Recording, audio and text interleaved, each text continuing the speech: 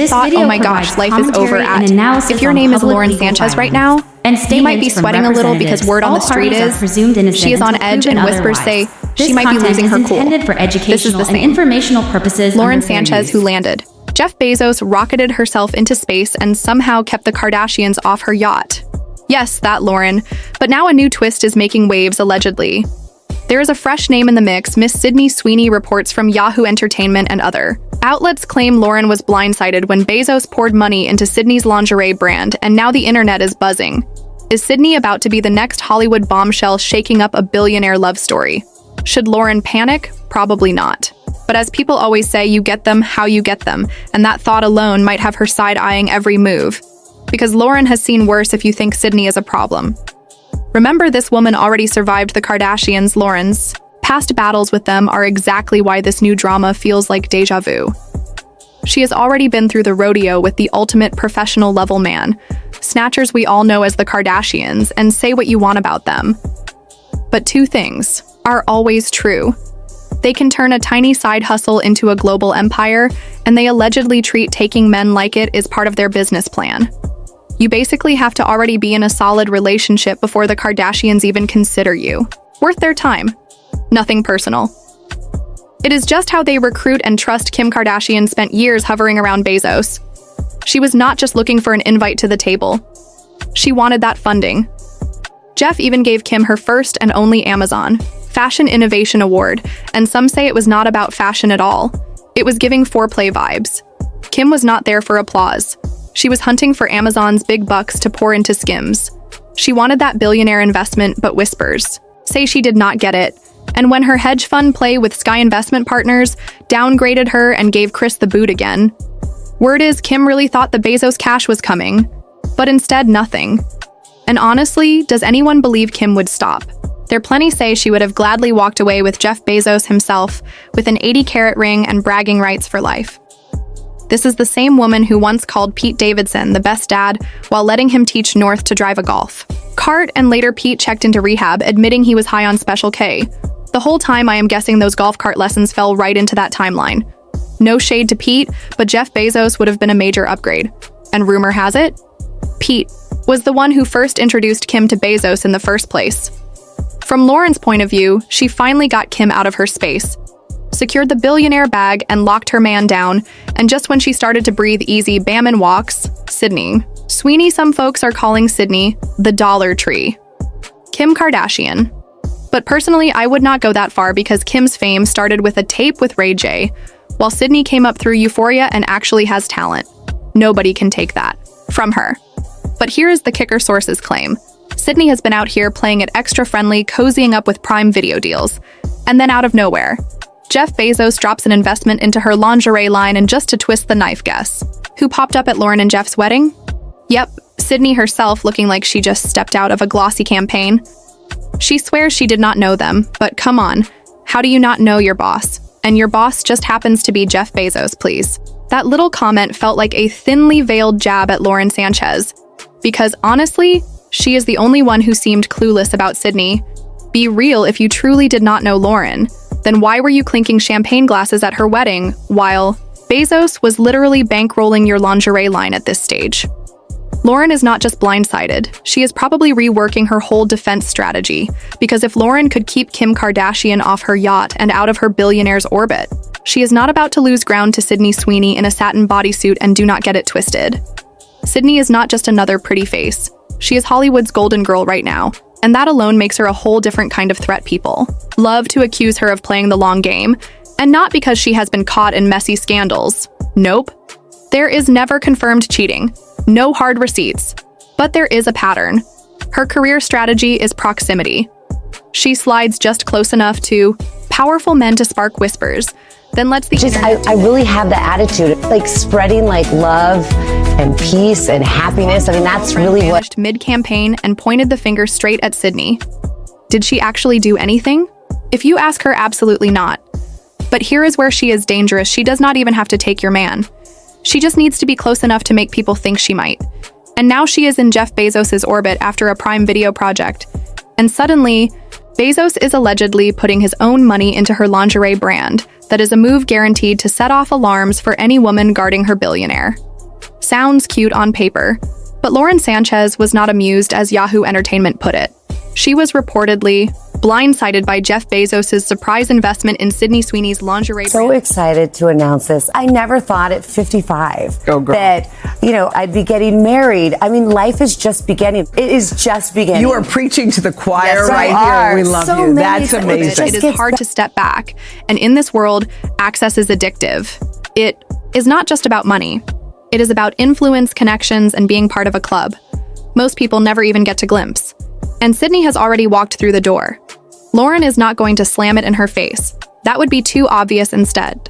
She will control the space inside, make sure that even if Sydney is in the room, she is never in the center of it, because in Lauren's world, center stage belongs to her, and she plans to keep it that way. Taste of what it is like inside that billionaire orbit.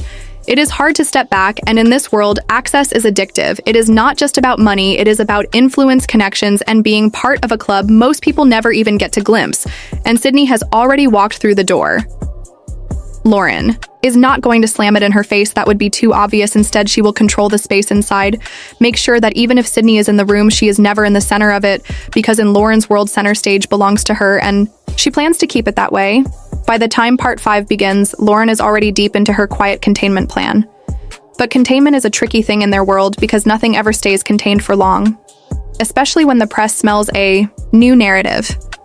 And this one is almost too perfect for them. The glamorous billionaire, the fiercely loyal fiancé, and the rising Hollywood star with the billionaires backing it is a triangle that sells itself. And Lauren knows that even if nothing has actually happened, perception can be as powerful as reality. So she starts noticing the subtle shifts first. It is a fashion blog mentioning Sydney's lingerie brand in the same sentence as Bezos. Not as an investor, but as a partner, like they are building something together.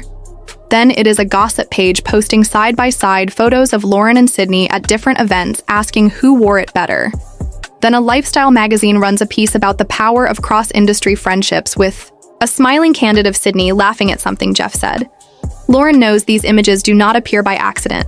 They are curated. They are fed someone somewhere is making sure the connection between Sydney and Jeff stays in circulation. It is not aggressive enough to accuse, but it is enough to plant seeds, and seeds are all you need in this game. Lauren is a pilot. She thinks in terms of flight paths and turbulence right now. She sees a pattern forming on the radar, one that, if left unchecked, could spiral into a full-blown storm. She has two options: cut Sydney off entirely or bring her closer. The first option feels satisfying, but it is risky. It creates questions. Why did she distance herself? What happened behind the scenes? The second option is more strategic. If she keeps Sydney close, she can control the optics, manage the interactions, steer the narrative. But bringing her closer also means more proximity to Jeff, and Lauren has to trust her own ability to read the room and keep him from becoming too intrigued, because Jeff is a businessman at heart, and businessmen are drawn to new opportunities, new energy. Lauren decides on the second path, but with conditions. Sydney can be around, but only in controlled environments. No more surprise appearances, no more casual drop-ins. Everything has to go through Lauren first. It is a calculated move, and for a while it works. The photos show Lauren front and center. Sydney is a step behind the headlines. Focus on the billionaire couple again. But Lauren knows this is temporary, because people like Sydney are patient. And the longer they wait, the more dangerous they become, especially when they know they already have a foothold in the empire Lauren has built. She is not scared, but she is alert, and in her world, alert is the same as ready. Because the one thing she has learned in all her years at Jeff's side is that threats do not always announce themselves. Sometimes they just smile, take a seat, and wait for the right moment to make their move. By the time we reach the final chapter, Lauren has been playing the long game for months, controlling the optics, managing the spaces, tightening her circle. But even the best pilots face unexpected weather, and this one comes in the form of a rumor not splashed on a tabloid cover, not shouted in headlines, but whispered in the right rooms, the kind of whisper that is more dangerous because it feels like insider information. It starts with a Hollywood publicist telling a fashion editor that Sydney has been seen at a private dinner in Beverly Hills with a certain billionaire. No photos, no proof, just the story. And in their world, stories like that do not need proof. They just need to be repeated. Lauren hears it. Within 24 hours, not from Jeff, not from the press, but from a friend in New York who says people are starting to talk, and Lauren feels that familiar cold focus settle in. This is no longer about containment. This is about elimination, because whispers have a way of growing legs, and once they do, you cannot catch them. Lauren decides she will not wait for the next headline or the next staged candid. She will end the narrative now, and she knows exactly how to do it. She calls in a favor from one of the most feared publicists in Los Angeles, a woman who specializes in killing stories before they are born within a week. The Sydney and Bezos rumor is replaced by a new one, a harmless but headline-grabbing distraction about a celebrity couple breaking up. Lauren does not just bury the whisper. She replaces it. She fills the void so the press has something else to feed on. But she does not stop there. She invites Sydney to a highly visible charity gala, seating her at a table far from Jeff, but close enough to be photographed. Smiling together, the photos hit the wire. The captions frame them as friends. And the subtext is clear. There is no tension, no rivalry, just two powerful women supporting each other. The message lands, exactly where Lauren wants it to. Inside the billionaire orbit, perception is everything, and now the perception is that Lauren is unshakable, untouchable. The kind of partner who is not threatened by anyone, even someone with Sydney's rising star. Power Sydney plays along because she is smart enough to know that crossing Lauren directly would burn more bridges than it builds. And Jeff says nothing, because Jeff never comments on the theater around him. He simply moves forward, focused on the next venture, the next launch, the next big thing. Lauren has won this round decisively, but she knows the game never truly ends in their world. There is always another rising star, another whisper, another tide pulling in from the horizon. But as long as she is in the cockpit, she will keep the course steady. She will fly above the turbulence, and she will make sure that when people look at Jeff Bezos, they see her by his side, center stage, exactly where she intends to stay. To really understand why this moment feels like a gut punch to Lauren Sanchez, you have to remember what her relationship with Jeff Bezos actually represents, because to the outside world, it is yachts, helicopters, diamonds, and cameras flashing. But to Lauren, it is a fortress she built brick by brick, a space she fought to protect from every opportunist who thought they could charm their way into Jeff's orbit. And if we are keeping it real, there have been plenty before Sydney Sweeney. The reason Lauren's reaction to Jeff's surprise investment hits so hard is because she is not looking at it as a random business play. She is looking at it like the opening move in a very familiar game. A game she played before with Kim Kardashian and almost lost. Back then, the signs started small little meetings, dinners, appearances with Jeff smiling in the background. But Lauren knows how these things grow one day. It is a fashion award the next. It is your partner's name tied to someone else's empire. And suddenly the headlines shift from couple goals to billionaire breakup rumors. So when Sydney shows up in that same pattern, smiling for Prime Video cameras, then quietly securing an investment from Jeff, it is no wonder Lauren's mind jumps ahead, because this is not her first rodeo with a woman who knows how to work proximity in Hollywood. Sydney may not have the same public reputation as Kim, but her timing, her moves, and the way the media latches on are giving Lauren the same uneasy feeling. The difference here is that Sydney is playing an even subtler game. She is not coming for Jeff in the obvious way. She is not calling him a visionary in every interview or posting cryptic Instagram captions. She is playing friendly, approachable, grateful. But she is positioning herself close enough that people start whispering. And Lauren knows better than anyone that in Hollywood, whispers can turn into narrative faster than you can blink. The wedding appearance was the cherry on top, because weddings in their world are not just celebrations. They are statements: who you invite, who shows up, who sits where. All of it sends a message. Lauren and Jeff's wedding was meant to be their ultimate display of unity, the final word on any lingering doubts about their relationship.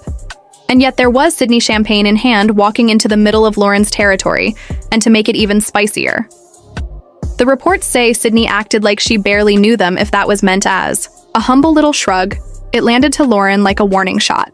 Because Lauren's inner circle knows there are two kinds of women.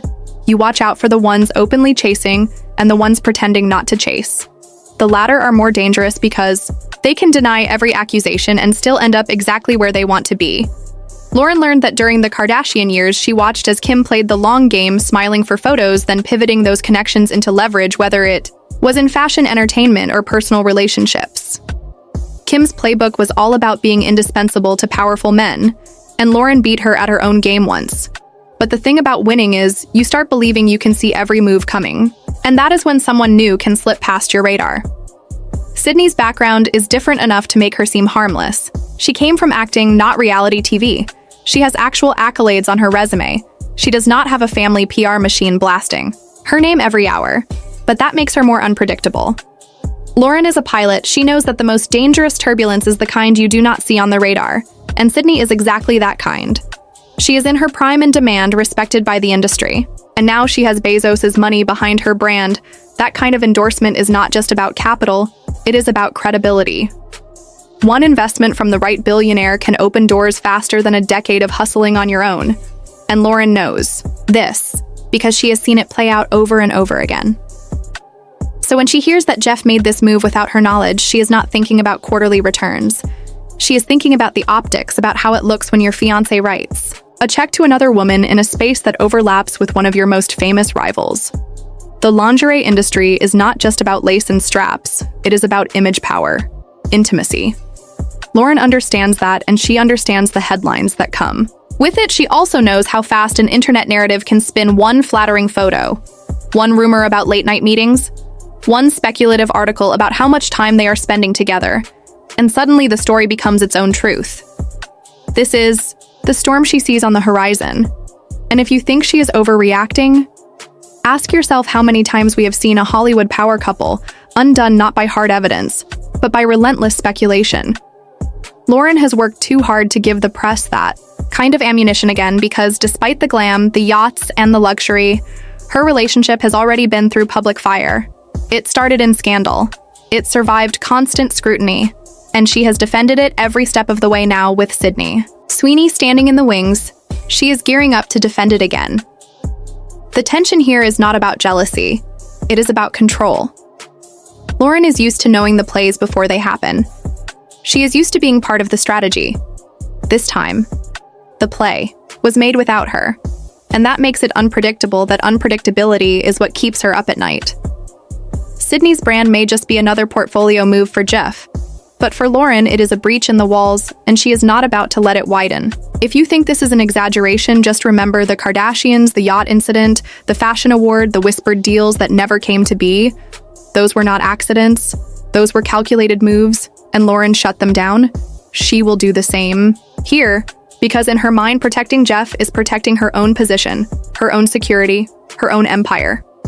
The tabloids might frame it as billionaire drama or catfight gossip, but to Lauren, this is business survival, and she is a professional at it. So while the public wonders whether this is a brewing love triangle, Lauren is already 10 steps ahead, watching every headline, monitoring every appearance, making sure that Sydney stays exactly where she belongs on the other side of the velvet rope. Because in this world, proximity is power, and Lauren Sanchez has no intention of sharing her. SIF Part 3 was Lauren spotting the wave on the horizon. Part 4 is her realizing it is not a wave at all. It is a tide pulling closer. Whether she likes it or not, because this is not just about a wedding photo op or a lingerie investment anymore, this is about a shift in the way Jeff's orbit is moving and who is standing inside it.